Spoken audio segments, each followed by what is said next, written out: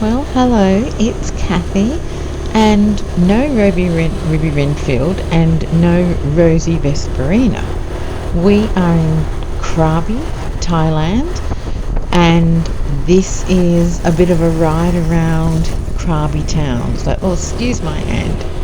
So, we're here in Krabi for a friend's birthday, so there's a small group of us here, and three of the males that are with us have their license, and obviously I have my license, and so we decided we would head out for a ride. So there's 3 bikes and 5 of us riding, so two have pillion passengers on the back. We're riding down towards Ao Nang Beach, so we're staying in Ao Nang in Krabi, Thailand. That's Ao Nang Beach on our left, and obviously lots and shops and things on our right. It is stinking hot. The bikes are Honda 125 scooters. Obviously not the most powerful bikes to ride, but a lot of fun, easy to maneuver. I was a little bit nervous.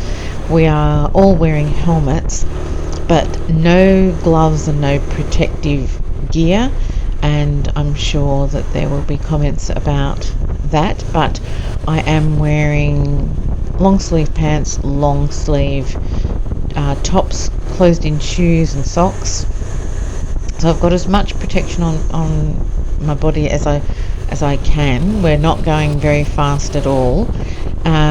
Moving around now to Naparat Thara Beach, I think that's how you pronounce it, and we're heading to a beach called Tubkaek, Tubkaek beach. This is just a first ride to see what it feels like riding the scooters. 2 of the people riding in the group ride Harley Davidsons, and big ones, so this is a real different kind of riding for them, but they love it as well. I had no problem riding this little 125 scooter. I thought I would be scared, but the roads were really quiet. Somebody had said it's because we are in off season, so it's obviously July, but it's considered the off season, even though it's stinking hot and a bit rainy. We had great weather, and so it also meant though that the roads were very quiet, which was fantastic. So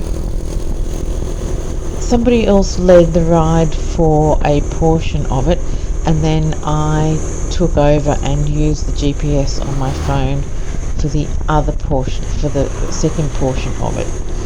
But as I said, this ride was really just about getting our legs riding.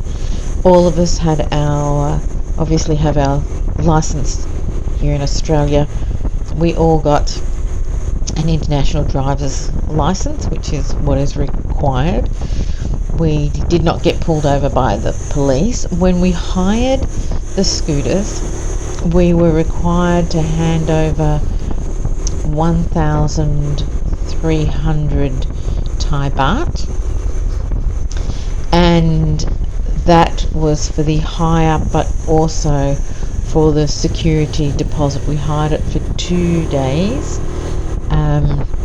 We did not need to hand over a passport, as some people have said. They did collect passport details for one of the people in our group, and the rest of us just sort of tagged along on that hiring process. So 1,300 Thai baht each, which is about $55. So we each handed over $55 for 2 days and the security deposit, and they gave us back, when we took the bikes back, 1,000 baht, which is $42. So really it only cost us about $10 or $12 for 2 days, which was amazing. So up here we just went up to have a little look up here before we then turned around and went in the opposite direction just to see what we could find. We were looking for somewhere to have a bit of a coffee, but it was surprising that a lot of places said that they weren't open because it was the off season. So we really just kind of rode around, just looking at the beautiful scenery. The traffic just seems to flow really easily here. I think people are used to more people being on scooters here, and so they just went around you. You kind of tend to stay on the far left of the lane when you're riding, keeping your eyes out everywhere and keeping your eyes out in the mirrors. And obviously in Thailand it's the left and the right mirrors, because people come up on the inside all the time on the scooters just to sort of get past or what have you. So although I do look in my mirrors quite a lot on this ride and in the subsequent rides, I was watching them all the time just to see where all the other bikes were. But oh my gosh, it was so much fun. I absolutely loved it. It just felt free, like it does here in Australia, obviously. And so many scooters on the road, probably on par with the number of vehicles, or even more scooters on the road. Every now and then I saw a big bike, a big geared bike, but generally it was mostly scooters, and nobody's really doing very fast speeds at all, because those little scooters aren't really capable of doing those sorts of speeds. A couple of things that took a little bit of getting used to: the turn left without waiting for the red light. That was something that you could do at certain sets of lights. Not that there were that many sets of lights, but I couldn't remember what the sign looked like. I had to I did some research before we went just to make sure I knew what the basic signage was in Thailand, but I had forgotten what the turn left permitted without stopping was, and so it was easy enough after a little while, because you saw other people turning left without having to stop. So I just assumed, okay, that's what that sign looks like. Other rules, you kind of have to go with the flow of the traffic rather than being strict on what you should and shouldn't do. Here in Australia you get to the pedestrian crossing, and if there's an inkling of somebody about to walk out, you would stop. But it seems in Thailand, or in Krabi, people kind of still went through, and it was almost up to the pedestrian to be wary and watch where they were going. I struggled with that, and I just stopped and let people go through or across the crossing. Other things I noticed, as I said, people riding, as you can see here, whoever this person is, it's not part of our group, in the far left of the lane just to allow the traffic to flow through.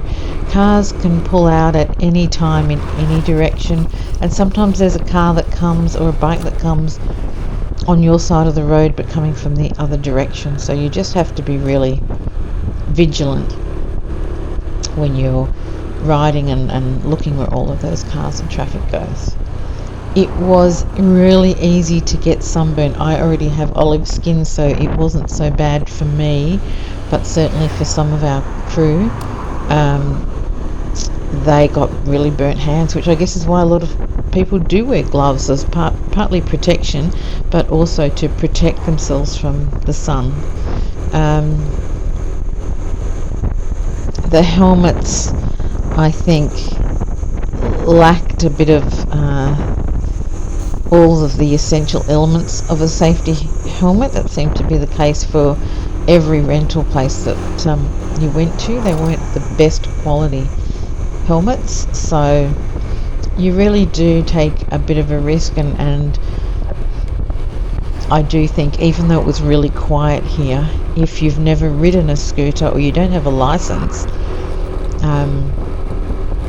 then you probably shouldn't do it, even though it was very quiet. I think you have to have your wits about you. Before I left, I had contacted my travel insurance company just to make sure that should I have chosen to ride, that I would be covered. And they had said as long as I was riding a bike that was within the capacity that I'm licensed to ride as a P-plater in Australia, then it was fine, and I also needed to have an international license. So I did both of those things, and it was fine, and obviously had a helmet on. There were lots of people that are Westerners that looked like they didn't know how to ride and who were not wearing a helmet, and I think that's a bit risky. It's certainly not a risk that I would take. So I'm just really riding along some of this is a slightly bigger street, enjoying the scenery. In some areas the rock formations were just amazing, and there are some other videos, like for example the rock formations here on the left hand side, just beautiful. Some of the other videos that I'll post from the time in Krabi will show those a little bit better, but really lovely. I kind of liken it to when we also went with the same group of people to Koh Samui 10 years ago, and that was beautiful like this as well, although I think a little bit busier maybe. But you can see here there's not really any traffic, or very limited traffic on these roads. We've turned off one of the main roads now and are heading kind of inland, or not inland, but on the quieter roads, and there's hardly anybody there. It's fabulous. Fabulous. And the roads were in such great condition. It was another thing I was really surprised about. I had assumed that we would have potholes and all sorts of nasty things, but they were perfect, as you can see in the video. It's so easy to ride them. The other tricky thing I found was I wasn't always sure what the speed limit was in some of the areas. I think in those bigger roads it's 70 and 80, and on these smaller roads 50 or 60, but often there wasn't a sign or a readily visible sign that showed what the speed limit was, unfortunately. So I just stayed at a conservative speed, enjoyed the scenery, and certainly much cooler riding on the bike than it is walking around the streets of Krabi and areas, because it was very, very hot, very, very humid. Not ideal for Westerners, but the resort that we stayed at had a lovely big pool, and so enjoyed swimming in the pool. So we did this ride and then went back and had a nice swim.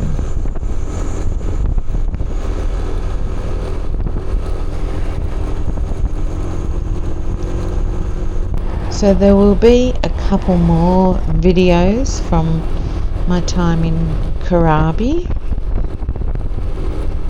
We do an elephant sanctuary visit that we decide to ride to, so I might put together some of the footage from that one, because that was a nice ride, and I'll add maybe some of the footage of us feeding the elephants, because they were beautiful.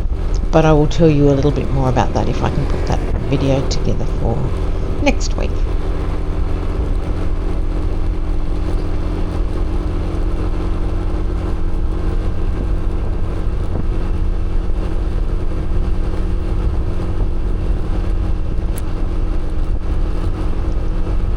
right now we're just heading to another beach just to check it out. As I said, this is only our second day in Krabi. We arrived late in the afternoon yesterday, and so this ride is just getting our sea legs, making sure we know how to ride it, making sure we feel confident riding.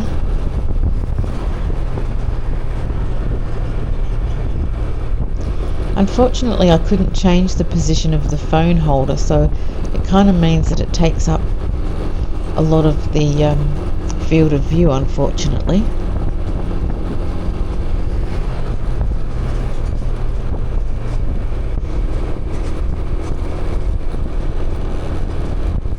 Also, I hadn't worked out how to tighten the holder so that the phone didn't move every time I went over a bump, so I have to keep adjusting it because it goes all cattywampus.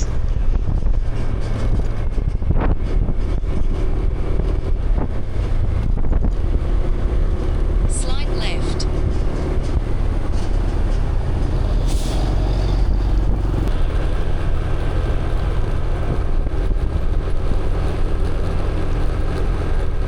To our left, when we get down to this intersection, is a kids' school, and you may be able to hear the kids having a bit of a laugh and a bit of fun.